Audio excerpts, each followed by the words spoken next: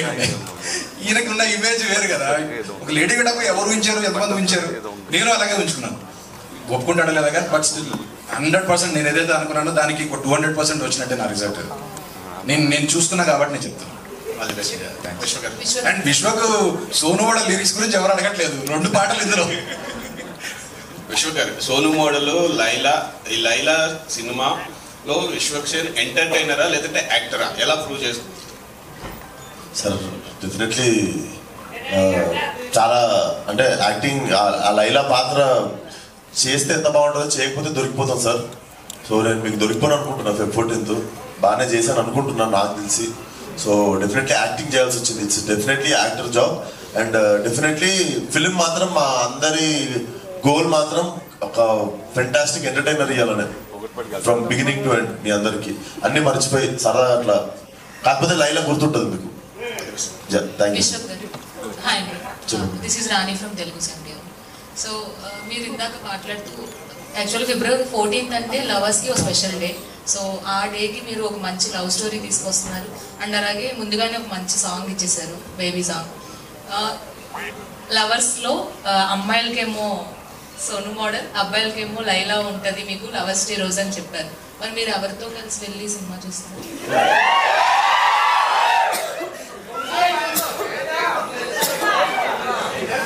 Morning show ఒకటి, night show ఒకటి చూస్తా.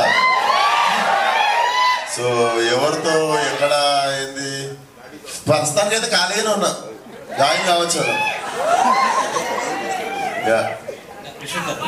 యాక్చువల్గా అంటే ఒక అమ్మాయి పాత్ర పోషించడం అనేది చాలా టఫ్ కదా. ఇది పోషించిన తర్వాత అమ్మాయిల పట్ల మీకు ఎలాంటి ఫీలింగ్ కలిగింది? అంటే వాళ్ళ ప్రాబ్లమ్స్ మీద. సార్ పాత్ర పోషించక ముందు నుండి నాకు అమ్మాయిల పట్ల చాలా గౌరవం. పాత్ర పోషించిన తర్వాత వాళ్ళు చెప్పులు వేసుకునేదానికి, వాళ్ళకి రెడీ అయ్యేదానికి, వాళ్ళకు ఉన్న ఓపికకి చాలా పెద్ద దండం పెట్టబోతుంది. అది డెఫినెట్లీ ఉంది. ఆ గౌరవం ఇంకొంచెం పెరిగింది.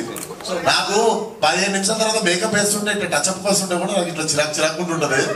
దీంట్లో మొత్తం 10 మంది వచ్చి ఒక చుట్టూ చదువుతున్నారు, ఒకళ్ళు ఇక్కడ చదువుతున్నారు, ఒకళ్ళు ఇక్కడ చదువుతున్నారు, 10 మంది వచ్చి ముట్టుకుంటుంటే ఇట్లా బీపీ వస్తుంది కానీ యాక్టింగ్ చేయాలి.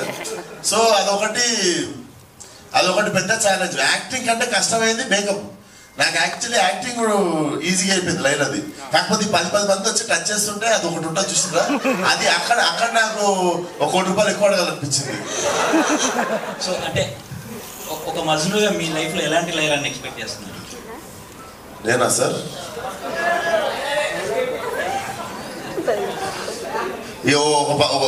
ఇలా కావాలి అంటే వేరే వాళ్ళు వదిలేస్తారు సార్. నాకు పెద్దగా నాదేం లేదు సార్. నేను very simple human sir, very decent living, high thinking.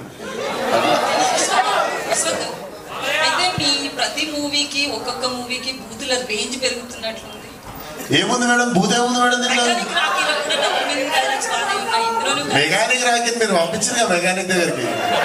ఇప్పుడు మెకానిక్ రాకి గురించి ఎందుకు, లైలా గురించి మాట్లాడదాం. విశ్వక్ గారు, లైలాగా మరి మీడియా ముందుకు ఎప్పుడు కనపడబోతున్నారు విత్ లైలా గెటప్ తో? టికెట్ కొనుక్కొని చూడాలి లైలాని, ఓన్లీ ఇన్ థియేటర్స్. ఖర్చు అవుద్ది. విశ్వక్ గారు ఇక్కడ అండి సార్, బాలయ్య బాబు లైలా గెటప్ చూసిన తర్వాత మీకు ఏమైనా కాంప్లిమెంట్ ఇచ్చారా లైలా గెటప్ లో? ఇంటికి జాగ్రత్తగా వెళ్ళు. ఇంకొకటి మేకప్ మ్యాన్, మీకు మేకప్ వేసిన తర్వాత మీరు బయటకు వచ్చాక మీకు ఒక కాంప్లిమెంట్ ఏదో ఇచ్చారంట గెటప్ మీద? ఎవరు? మీ మేకప్ మ్యాన్. గెటప్ వేసిన తర్వాత బయటకు వచ్చారు మా మేకప్ మ్యాన్ మీకు కాంప్లిమెంట్ ఏదో మంచిది ఇచ్చారు. మీకెవరు చెప్పారు? అది ఎవరు చెప్పారు? నాకు తెలియని మ్యాటర్ నీకు ఎవరు చెప్పారు? మీకేదో కాంప్లిమెంట్ ఇచ్చారంట, బాగుంది ఈ గెటప్ లో బాగున్నారు అని. బాగున్నా అని చెప్పారు, అదే కాంప్లిమెంట్.